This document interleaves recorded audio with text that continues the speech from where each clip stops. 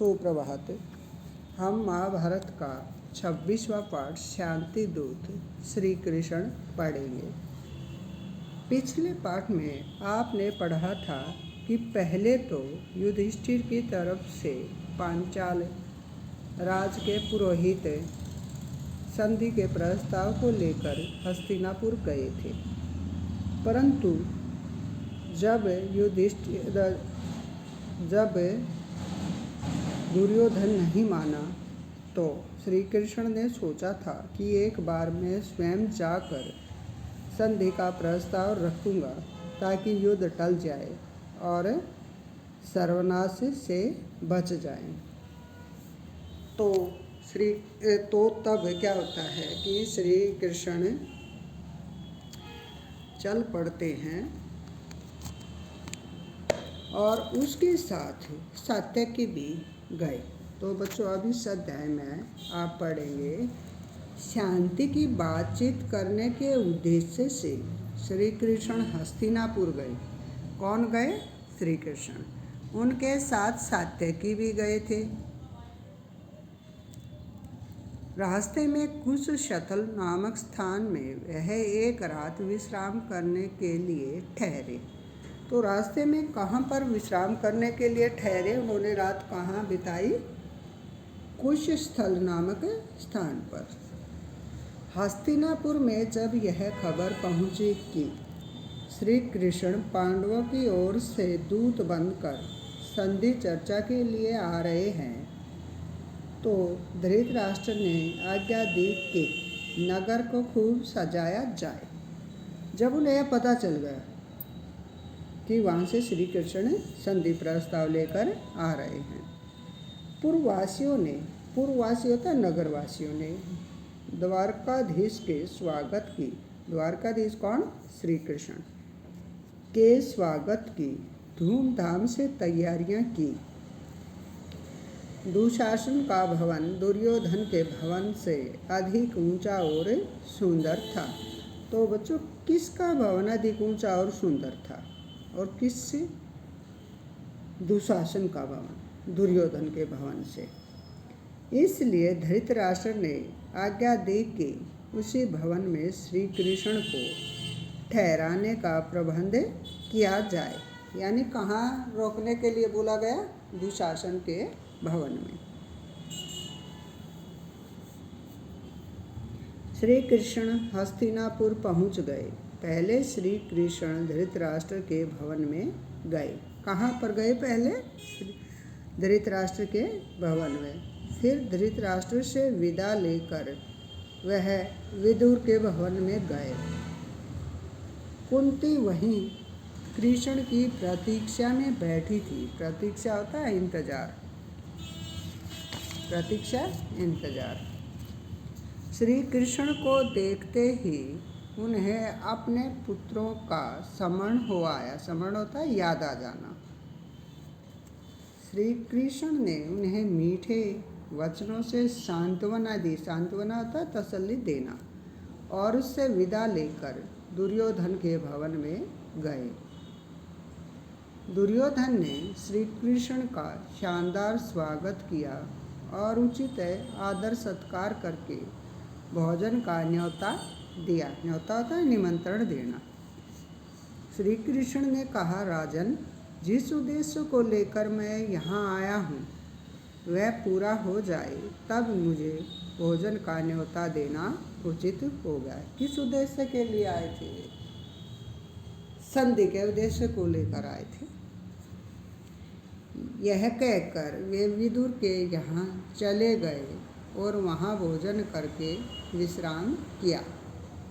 तो श्री कृष्ण ने भोजन और विश्राम कहाँ किया? विदुर के घर में या विदुर के पास। इसके बाद श्री कृष्ण और विदुर में आगे के कार्यक्रम के बारे में सलाह हुई। सलाह होते राय होना। विदुर ने कहा, उनकी सभा में आपका जाना भी उचित नहीं है। क्यों नहीं उचित था? क्योंकि वे जानते थे कि दुर्योधन बहुत धोखेबाज है, वह कुछ भी अनर्थ कर सकता है। दुर्योधन आदि के स्वभाव से जो भी परिचित थे उनका भी यही कहना था कि वे लोग कोई न कोई कुचक्कर रचकर श्री कृष्ण के प्राणों तक को हानि पहुंचाने की चेष्टा करेंगे। चेष्टा होता कोशिश। विदुर की बातें ध्यान से सुनने के बाद श्री कृष्ण बोले, मेरे प्राणों की चिंता आप न करें। दूसरे दिन सवेरे दुर्योधन और शकुनी ने आकर श्री कृष्ण से कहा, महाराज धृतराष्ट्र आपकी प्रतीक्षा कर रहे हैं। प्रतीक्षा होती है इंतजार करना। इस पर विदुर को साथ लेकर श्री कृष्ण धृतराष्ट्र के भवन में गए। किसको साथ लेकर? विदुर को। कहाँ पर गए? धृतराष्ट्र के भवन में। वासुदेव के सभा में प्रविष्ट। वासुदेव कौन? श्री कृष्ण। प्रविष्ट होता है प्रवेश करते ही सभी सभासद सभा में बैठे आदमी उठ खड़े हुए। श्री कृष्ण ने बड़ों को विधिवत यानी विधि के अनुसार नमस्कार किया और आसन पर बैठे। राजदूत एवं संभ्रांत अतिथि, संभ्रांत होता है सभ्य, अतिथि होता है मेहमान, सा के समान उनका सत्कार किया गया। इसके बाद श्री कृष्ण उठे और पांडवों की मांग सभा के सामने रखी। फिर वह धृतराष्ट्र की ओर देखकर बोले, राजन, पांडव शांति प्रिय हैं, परंतु साथ ही यह भी समझ लीजिए कि वे युद्ध के लिए भी तैयार हैं।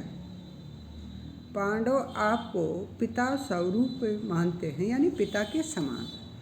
ऐसा उपाय करें जिससे आप भाग्यशाली बने।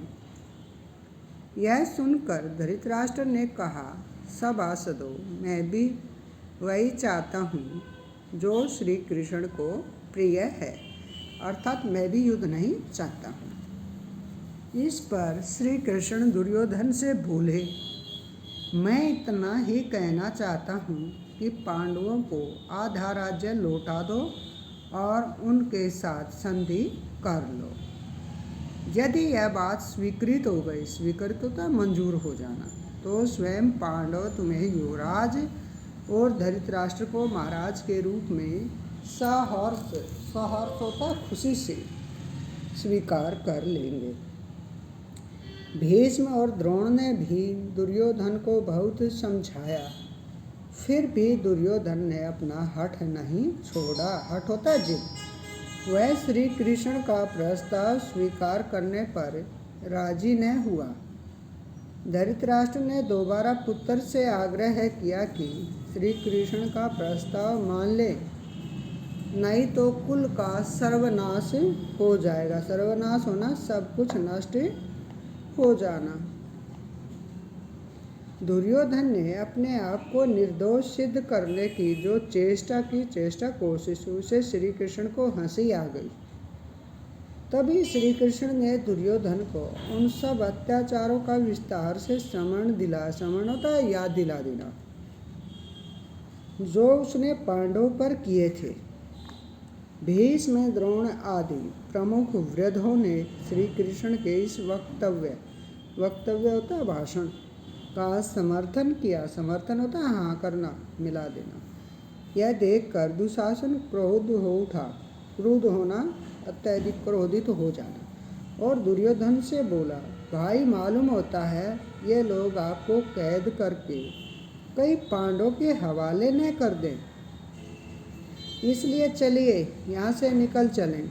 इस पर दुर्योधन उठा और अपने भाइयों के साथ सभा से बाहर चला गया।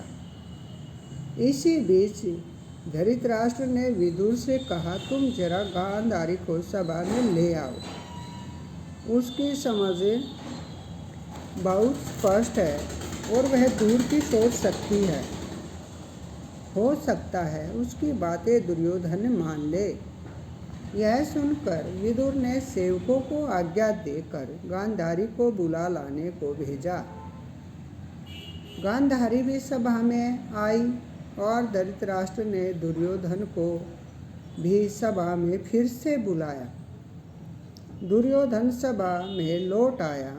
क्रोध के कारण उसकी आंखें लाल हो रही थी। गांधारी ने भी उसे कई तरह से समझाया, परंतु दुर्योधन ये बातें मानने वाला कब था, यानी दुर्योधन कहाँ मानता था बातें। उसकी माँ को भी उसने मना कर दिया और दोबारा सभा से निकल कर चला गया। बाहर जाकर दुर्योधन ने अपने साथियों के साथ मिलकर एक षड्यंत्र रचा। षड्यंत्र होता है बुरी चाल। और राजदूत श्री कृष्ण को पकड़ने का प्रयत्न किया। प्रयत्न होता कोशिश करना। श्री कृष्ण ने तो पहले ही से इन बातों की कल्पना कर ली थी, यानी उसने तो पहले ही सोच लिया था कि ऐसा जरूर करेगा। दुर्योधन की यह चेष्टा देख कर वह हंस पड़े। श्री कृष्ण उठे, सात्यकी और विदुर के दोनों ओर हो गए। सभासदों से विधिवत आज्ञा ली। सभा से चलकर सीधे कुंती के पास पहुँचे और उनको सभा का सारा हाल कह सुनाया। कुंती बोली, हे कृष्ण, अब तुम ही मेरे पुत्रों के रक्षक हो। श्री कृष्ण रथ पर आरूढ़ होकर, आरूढ़ होता सवार होकर, चढ़कर उपलव्य की ओर तेजी से रवाना हो गए। युद्ध अब अनिवार्य हो गया। अनिवार्य होता है जिसके बिना काम ही न चले। श्री कृष्ण के हस्तिनापुर से लौटते ही शांति स्थापना की जो थोड़ी बहुत आशा थी वह भी लुप्त हो गई। कुंती को जब यह पता चला कि कुलनाशी युद्ध छिड़ेगा ही, तो वह बहुत व्याकुल हो गई। व्याकुल होता दुखी होना। तो वह बहुत दुखी हुई। चिंता के कारण आकुल हो रही कुंती अपने पुत्रों की सुरक्षा का विचार करती हुई गंगा के किनारे पहुंची, जहां कर्ण रोज संध्या वंदन किया करते थे। संध्या वंदन पूजा पाठ। मध्याह्न होता दोपहर का समय। दोपहर के बाद कर्ण का जप पूरा हुआ तो उसे यह जानकर असीम होता है जिसकी सीमा ही न हो, असीम आश्चर्य हुआ कि महाराज पांडु की पत्नी और पांडवों की माता कुंती ही उसका उत्तरीय सिर पर लिए खड़ी है। कर्ण ने शिष्टता पूर्वक अभिवादन करके कहा, आज्ञा दीजिए, मैं आपकी क्या सेवा करूं। कुंती ने गदगद स्वर में कहा, कर्ण, यह न समझो कि तुम केवल सूत पुत्र ही हो। न तो राधा तुम्हारी माँ है, न अधिरथ तुम्हारे पिता। तुमको जानना चाहिए कि राजकुमारी प्रथा की कोख से तुम उत्पन्न हुए हो। तुम सूर्य के अंश हो। थोड़ा सुस्ताने के बाद फिर वह बोली, बेटा, दुर्योधन के पक्ष में होकर तुम पहले अपने भाइयों से ही शत्रुता कर रहे हो। धृतराष्ट्र के लड़कों के आश्रित रहना तुम्हारे लिए अपमान की बात है। तुम अर्जुन के साथ मिल जाओ, वीरता से लड़ो और राज्य प्राप्त करो। वे भी तुम्हारे अधीन रहेंगे और तुम उनसे घिरे हुए प्रकाशमान होगे। कर्ण माता कुंती का यह अनुरोध होता प्रार्थना सुनकर बोली, माँ, यदि इस समय मैं दुर्योधन का साथ छोड़कर पांडवों की तरफ चला गया तो लोग मुझे कायर ही कहेंगे। अब जब युद्ध होना निश्चित हो गया है तो मैं उनको मझधार में कैसे छोड़ जाऊं? यह तुम्हारी कैसी सलाह है? आज मेरा कर्तव्य यही है कि मैं पांडवों के विरुद्ध सारी शक्ति लगाकर लड़ूं। मैं उससे असत्य क्यों बोलूं? मैं तुमसे झूठ क्यों बोलूं? असत्य होता है झूठ बोलना। मुझे क्षमा कर दो, क्षमा होता माफ़ कर देना। लेकिन हाँ, तुम्हारी भी बात एकदम व्यर्थ नहीं जाएगी। अब मैं यह करूँगा कि अर्जुन को छोड़कर और किसी पांडव के प्राण नहीं लूँगा। तो माता कुंती को उसने क्या वचन दिया कि मैं अर्जुन को छोड़कर जो 4 भाई रह गए उनमें से किसी को नहीं मारूंगा। या तो अर्जुन इस युद्ध में काम आएगा मारे जाना, या मैं, दोनों में से एक को मरना ही पड़ेगा। यानी या तो अर्जुन जीवित रहेगा या मैं। शेष 4 पांडव मुझे चाहे कितना भी तंग करे, मैं उनको नहीं मारूंगा। माँ, तुम्हारे तो 5 पुत्र हर हालत में रहेंगे, चाहे मैं मर जाऊं चाहे अर्जुन। हम दोनों में से एक बचेगा और बाकी 4 तो रहेंगे ही। तुम चिंता न करो। अपने बड़े पुत्र की ये सारी बातें सुनकर माता कुंती का मन बहुत विचलित हुआ, परंतु उन्होंने उसे अपने गले से लगा लिया और बोली, तुम्हारा कल्याण हो। कर्ण को इस प्रकार आशीर्वाद देकर कुंती अपने महल में चली गई। तो बच्चों, ये पाठ था शांति दूत श्री कृष्ण, जिसे आप ध्यानपूर्वक पढ़ोगे और समझोगे। धन्यवाद।